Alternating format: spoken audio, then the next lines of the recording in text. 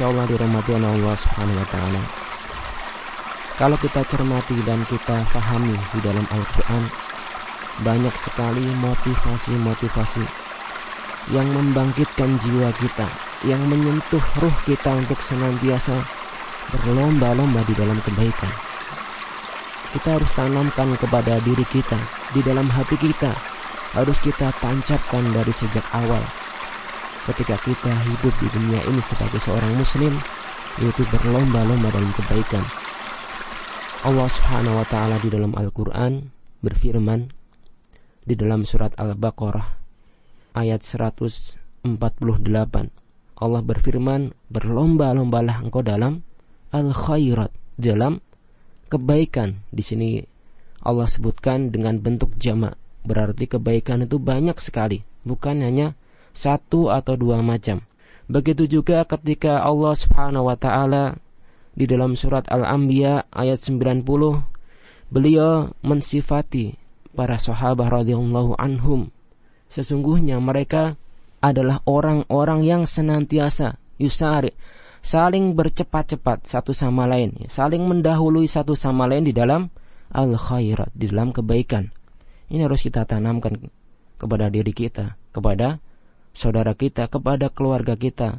Motivasi berlomba-lomba di dalam kebaikan. Para sahabat radhiyallahu anhum, kalau kita tengok di dalam kehidupan mereka, sungguh kita akan dapati mereka adalah orang-orang yang benar-benar berlomba-lomba di dalam kebaikan.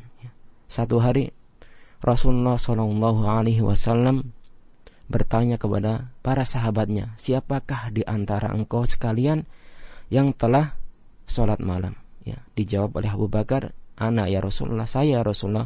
Begitu juga beliau bertanya tentang siapakah yang sudah sedekah. Kata Abu Bakar, ana ya Rasulullah. Kemudian bertanya lagi, siapakah yang telah mensolatkan jenazah? Kata Abu Bakar, ana ya Rasulullah, saya. Para sahabat pun merasa dirinya seolah-olah tergerak. Begitu semangatnya Abu Bakar dalam beramal.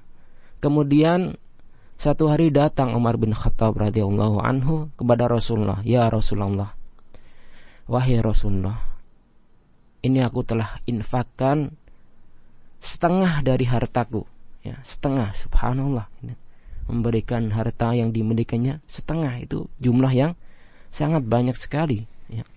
Kemudian dia bertanya, apa yang telah diinfakkan oleh Abu Bakar? Dijawab oleh Rasulullah SAW, Abu Bakar telah menginfakkan seluruh hartanya. Subhanallah, seluruh hartanya.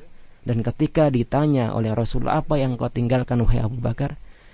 Aku tinggalkan untuk keluargaku Allah dan Rasulnya.